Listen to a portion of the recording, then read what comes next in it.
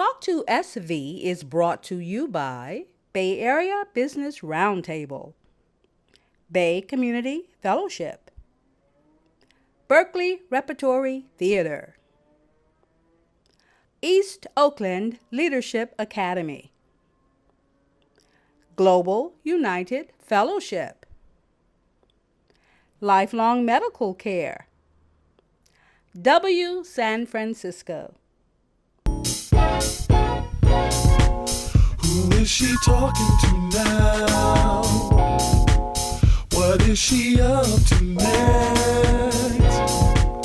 Where in the world will she be? Talk2SV. Hello, I am very happy to have you as our guest here on Talk2SV. Please tell us your name and a little bit about yourself. Thank you for having me. My name is Karla Antoinette Batiste, and I am an 8-year breast cancer survivor, 2 times in fact, stage 3 and stage 4.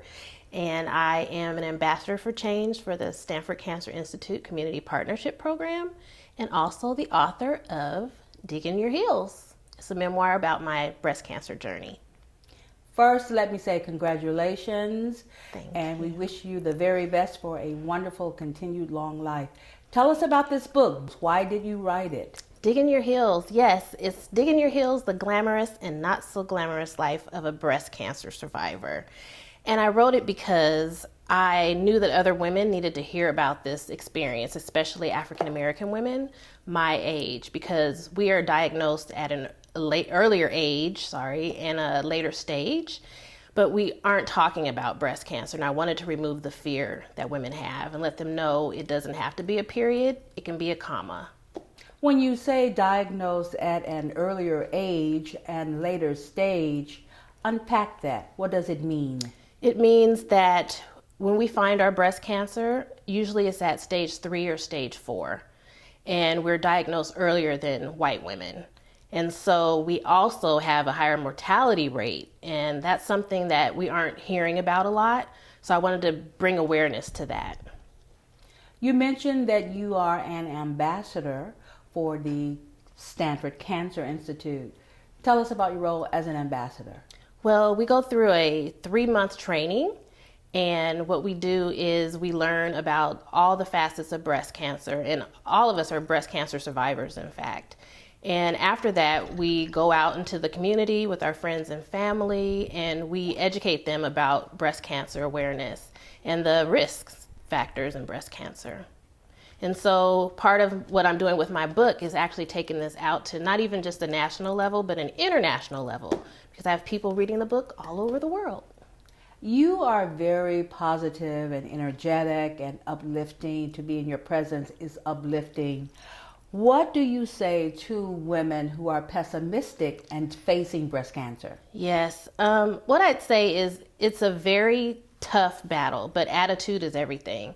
What you need to do is think positive. And I'm sure there's experience you've been through in your life and they've all prepared you for this moment.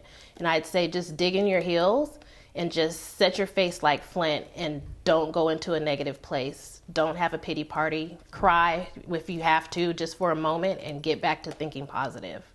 For the women who are pessimistic, I'd say think about the toughest battle you've had already in your life. You've been through it and you can make it. You just have to think positive. Attitude is everything. Your body can't go where your mind hasn't gone first. So I'd say be positive. It is easier said than done. When I was diagnosed, it was just the most horrible experience. But I had been through depression before, and I knew that I didn't want to feel like that again. So I decided we're not going to go there. I'm going to stay positive. And you can do it. You can control your thoughts. It's something I've learned.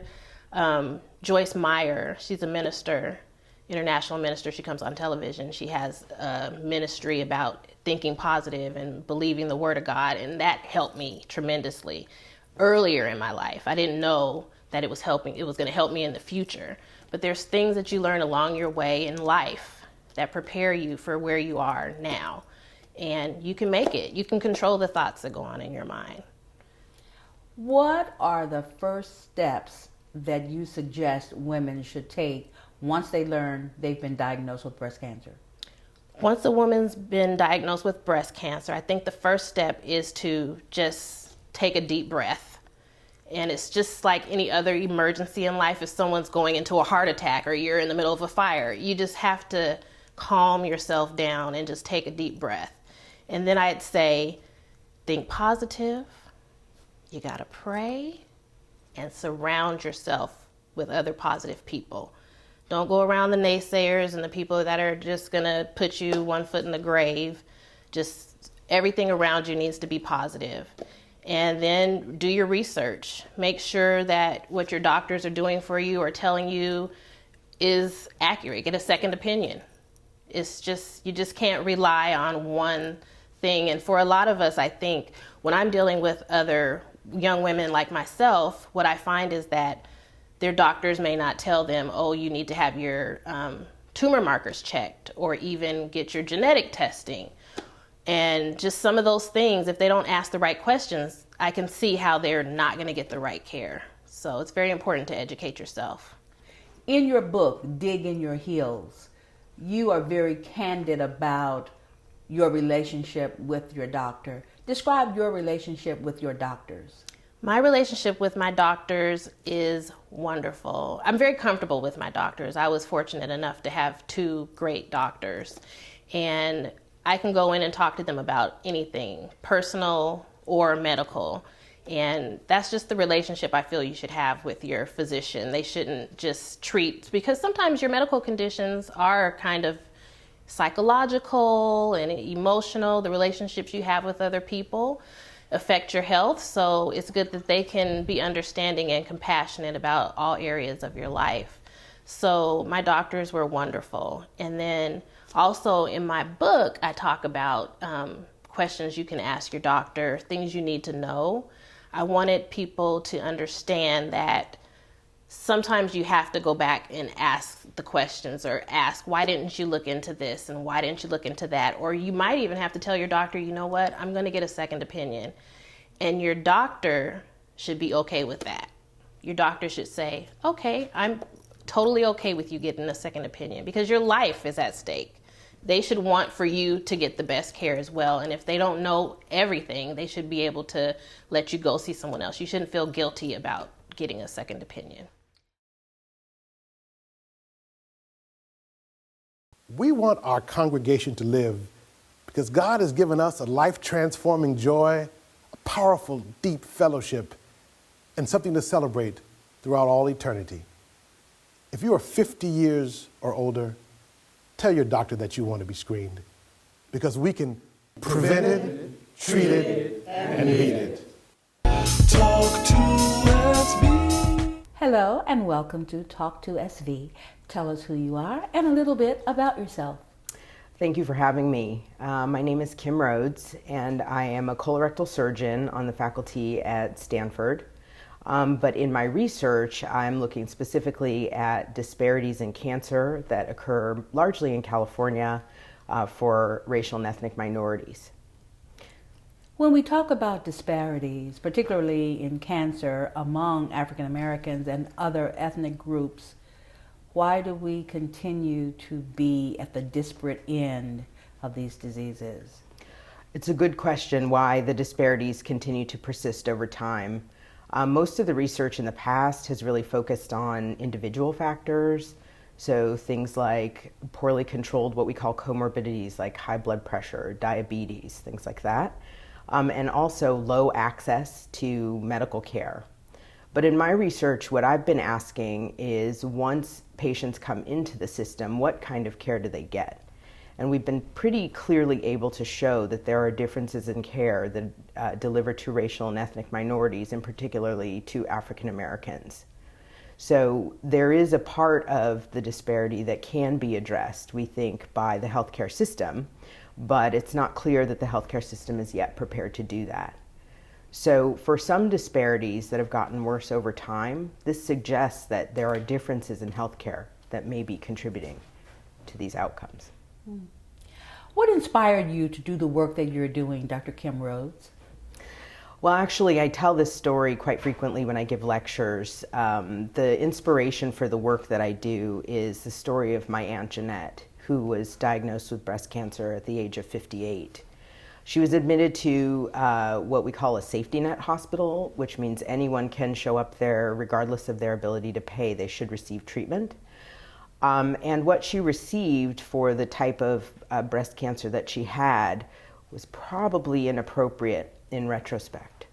I was only a second-year medical student, so I didn't know a whole lot. But when I called to find out what kind of care she was getting, it turned out that they were not offering any surgical intervention. She was receiving chemotherapy, but was not receiving radiation therapy, which was actually what she needed. She ended up passing away in the hospital during the course of chemotherapy. So that was very jolting, and at that point you resigned yourself to? Well, so after she died, I really started to ask questions about whether or not there are differences in care depending on where you go to get your care. And throughout my surgical training, which was about 5 years of training inside various hospitals across San Francisco, I noticed differences in the kind of care we were providing in one facility versus another.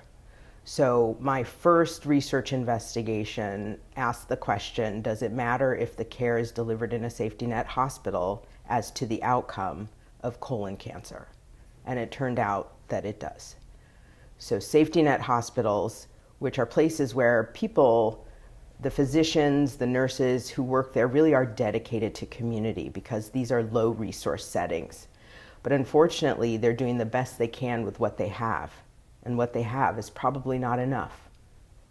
And so these places often don't have the ability to offer what is necessary. So in my aunt's case, she needed radiation therapy, but it's likely that there was no radiation therapy available at the facility where she was. So of course that would not be offered. Often we hear about new developments and advancement in the care and treatment of cancer. Today, at this juncture, where is your confidence level in what we know about cancer and how to treat it? At this point, I think we have a good handle on how to treat cancer. I don't think that on the whole we have the best idea about what causes cancer. So we really are at a point where we need to focus on delivering the highest quality of care possible. And what's wonderful about that is there are guidelines that are available both for physicians as well as for lay community members. And those guidelines come from the National Comprehensive Cancer Network. And that's a group of about 20 or so hospitals that are thought to provide the best cancer care in the country. And they review all of the randomized clinical trials and other studies that suggest how we should treat cancer. They then categorize the evidence that comes from that review to determine what should be done in order to provide the highest quality of cancer care. So clearly, Dr. Rhodes, you have a wealth of knowledge. If I am a lay person and I go into my doctor's office, how should I hold them accountable to my health care, and what should the conversation be? If you're a lay person, it's really important that you know exactly what you should be provided depending on the type of cancer that you have. And then you would ask, how do I get that information? The great thing is that the National Comprehensive Cancer Network, or NCCN, has a website where anyone can get the guidelines for free. So their website is nccn.org.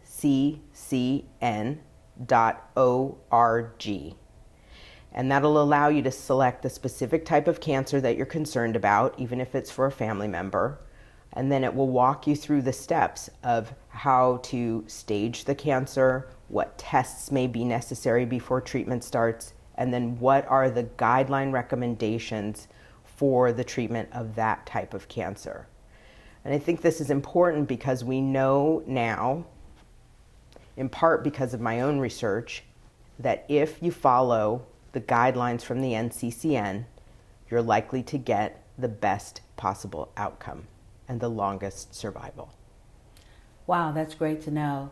I've also had the good pleasure of seeing you out in the community and function in settings where women are getting great information around breast cancer.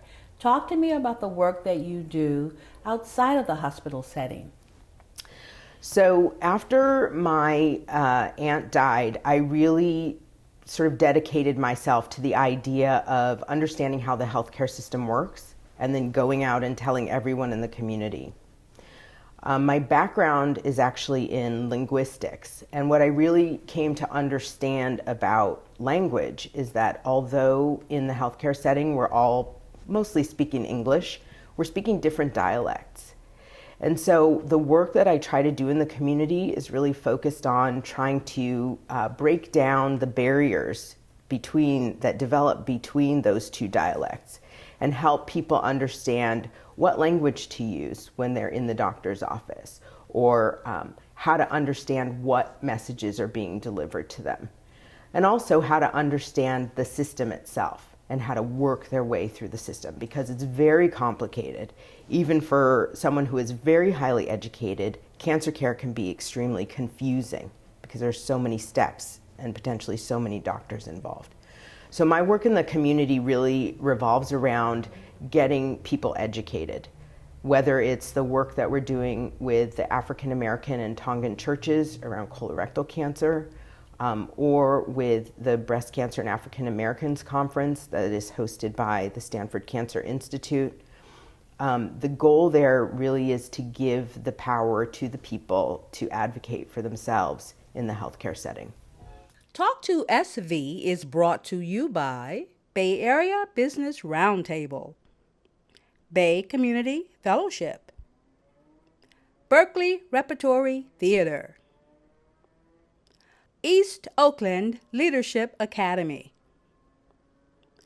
Global United Fellowship, Lifelong Medical Care, W San Francisco.